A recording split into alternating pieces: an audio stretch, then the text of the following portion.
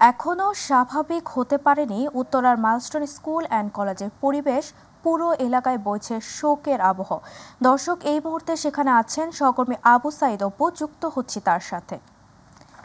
Apu, দিয়াবাড়ির milestone school and কলেজের আজকের পরিস্থিতি কেমন দেখছেন? অপু, আমাদের জানাবেন। তাবাসসুম, আপনাকে ধন্যবাদ। আপনার মাধ্যমে আসলে দর্শকদেরকে যে বিষয়টি জানাতে হয়, খুব হৃদয় বিদারক একটি দৃশ্য। এবং গতকালকে শুধু বাংলাদেশে নয় এবং বিশ্ব দরবারেও কিন্তু এই বিষয়টি নিয়ে একটি মানে শোকের স্তব্ধতা তৈরি হয়েছে, যে শোকের স্তব্ধতা এখনও আসলে কাটেনি। এবং মাইলস্টোন যে স্কুল অ্যান্ড কলেজ রয়েছে, সেই কলেজের উপরে এমন একটি আসলে প্রশিক্ষণ বিমান বিধ্বস্ত হওয়ার পরে যে আইসপ্যাড থেকে যে তথ্যটি আমাদেরকে নিশ্চিত করা হয়েছে এখন পর্যন্ত, যে পাইলট সহ কিন্তু 32 জনের মৃত্যু হয়েছে এবং 164 জন এখনও দগ্ধ হয়ে বিভিন্ন হাসপাতালে বেডে মানে কাতরাচ্ছে।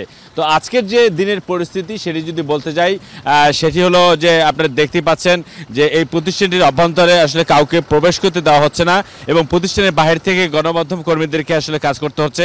এবং ভেতরে সিআইডির একটি বিশেষ টিম আসলে প্রবেশ করেছে এবং যাতে কোনো আলামত নষ্ট না হয় সে কারণে কিন্তু এই বিশেষ টিম ভেতরে মানে কাজ করছে, যাতে করে জনসাধারণের সেখানে প্রবেশাধিকার একদম নিষেধাজ্ঞা দেওয়া হয়েছে এবং গণমাধ্যম কর্মীরাও সেখানে যেতে পারছে না। তবে অনেকের সাথে আমরা এখানে দু একজনের সাথে কথা বলেছি, তারা আসলে বলেছেন যে যেহেতু এখানে পাশেই আসলে বিমানবন্দর, সেহেতু আসলে রানওয়ের পাশে এরকম ধরনের একটি প্রতিষ্ঠানের অনুমোদন কিভাবে দেওয়া হয় সেই বিষয়টি যেমন প্রশ্ন তুলছেন, আবার অনেকে আসলে তাদের সন্তানকে আসলে কিভাবে তারা অন্য প্রতিষ্ঠানে পাঠাবেন সেই দুশ্চিন্তাও কিন্তু আসলে তাদের মাথা থেকে রেশ কোনোভাবেই কাটছে না।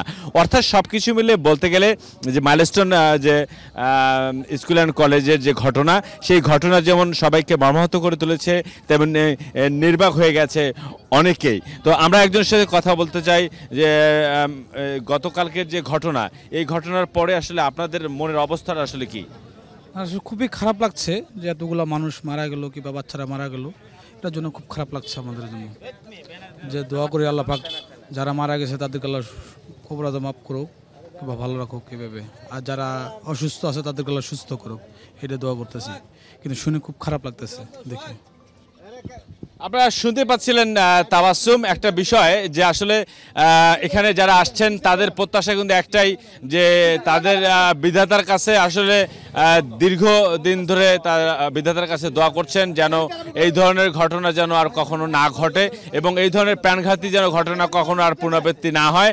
তবে আমরা জানতে পেরেছি যে জামাতের পক্ষ থেকে গতকালকে যে আর্থিক সহায়তা যে প্রদান করা হয়েছিল, সেই ধারাবাহিকতায় আজকেও জামাতের একটি প্রতিনিধি দল এই মাইলস্টোন স্কুল অ্যান্ড কলেজে আসবেন এবং তারা তাদের যে সাধ্যমতো মানে তাদের যে যারা ক্ষতিপূরণ পাওয়ার যোগ্য এবং এই ঘটনাটি আসলে পরিদর্শন করে গণমাধ্যম কর্মীদের সাথে কথা বলবেন। হয়তো তখন আমরা পরবর্তী সংবাদে যুক্ত হয়ে জানাতে পারবো যে আসলে জামাতের পক্ষ থেকে আসলে কী ধরনের পদক্ষেপ নেওয়া হয়েছে। তো তাবাসসুম, এটাই ছিল সর্বশেষ। তবে সবার প্রশ্ন একটাই, যে রানওয়ের পাশে এই ধরনের প্রতিষ্ঠানের অনুমতি কিভাবে পেল সেই প্রশ্নের বিষয়ে তদন্ত করার দাবি জানিয়েছেন স্থানীয় মানুষজন। তাবাসসুম। অপু, আপনাকে ধন্যবাদ। দর্শক, মাইলস্টোন স্কুল অ্যান্ড কলেজ থেকে পরিবেশের পরিস্থিতি সম্পর্কে সবশেষ তথ্য জানাচ্ছিল আমাদের সহকর্মী আবু সাইদ অপু।